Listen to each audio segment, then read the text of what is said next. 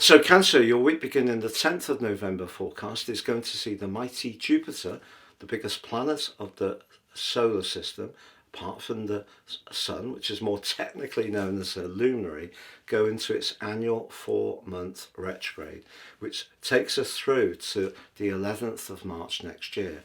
Now, Jupiter visits each zodiac sign around about every 12 or 13 years. It doesn't have a completely exact orbit, but it is with you and has been with you ever since the end of week 1 of June.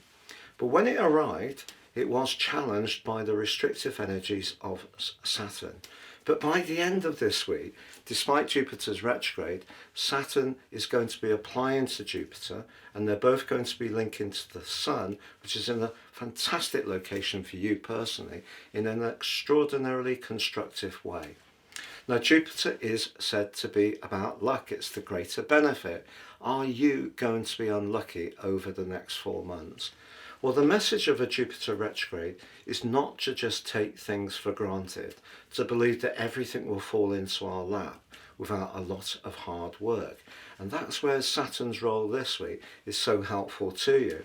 And I don't feel, to be honest, ever since Jupiter arrived in your sign, that you maybe have got everything you've wanted. There will have been challenges.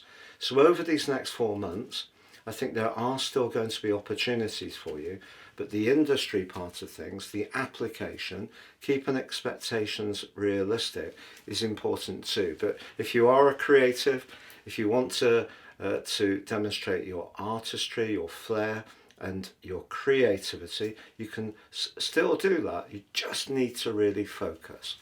Now, also at the end of last week, Mercury, the communicator, went into the last of its annual retrogrades this year, and it's in a part of your chart that's very much to do with practicalities, work, details, but it is linking with the thrust of Mars at the heart of this week. I don't think this is the best of weeks to rush things. If you've got a schedule to keep to, for example, make sure that you're going through the processes in as an efficient way as possible, because if you let Mars distract you because of impatience or because there's so many different things that you're wanting to get done, you may miss an important detail. Now, right at the heart of this week, there is also a quarter moon in, for you, house 2.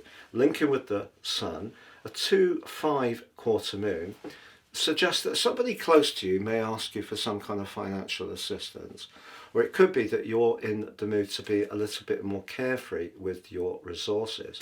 But if it has become a regular pattern of someone wanting you to help them, this is an ideal time, particularly with Mercury in a conjunction with Mars at the heart of this week, to just push back a little bit and set your boundary. But by the end of this week, I must reassure you, the beautiful link between Jupiter, the Sun and Saturn really gives you a chance to showcase all that's good about you, but in a way which is lasting, that you can create tangible outcomes from through industry.